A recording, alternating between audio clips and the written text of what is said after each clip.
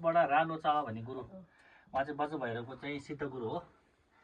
उहाँ चाहिँ काठमाडौँमा चाहिँ यो बज्र भैरवको चाहिँ अभिषेक लिन आएको।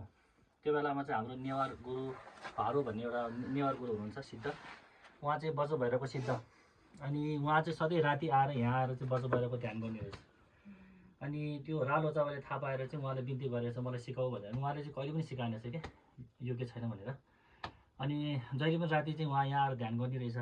त्यसपछि अनि रालोचावाको पछ्याउँदै राति उहाँ यहाँ आएछ कि, उहाँ पनि तिब्बतको गुरु रालोचावा। अनि उहाँले चाहिँ ल तपाईँले मलाई शिक्षा दिनु पऱ्यो भनिसकेपछि त्यसपछि म परेवामा परिणत हुन्छु, यहाँ परेवा धेरै छ, तिमीले मलाई समात्यो भने म तिमीलाई दिन्छु भने कि। त्यसपछि अनि रालोचावा अलिकति विद्वान, अलिकति अब उहाँको केही होला, त्यही भएर उहाँले ठ्याक्कै समातेछ कि परेवालाई। त्यसपछि चाहिँ अनि भारोजा अब नेवार गुरुले खुसी भएर उहाँलाई चाहिँ बज्र भैरवको अभिषेक दिएको ठाउँ यो।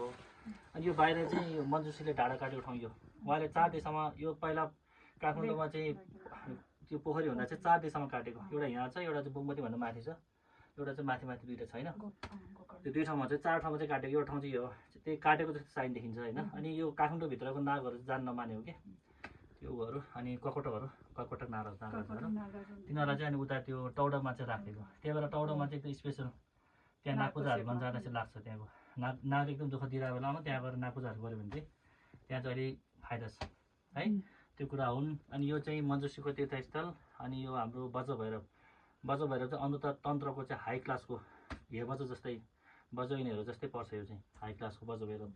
यो चाहिँ अब सकियाले पनि गर्छ, अनि यो घेलोपाहरूले पनि गर्छ। मेन चाहिँ बज्र भैरवको चाहिँ अभ्यास।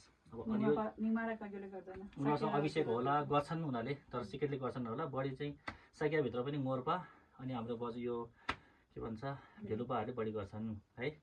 अनि यो एकदमै प्रचुर मात्रामा राम्रो हो। यो यस्तो ठाउँ चाहिँ फेरि आउनु होला। नमस्ते।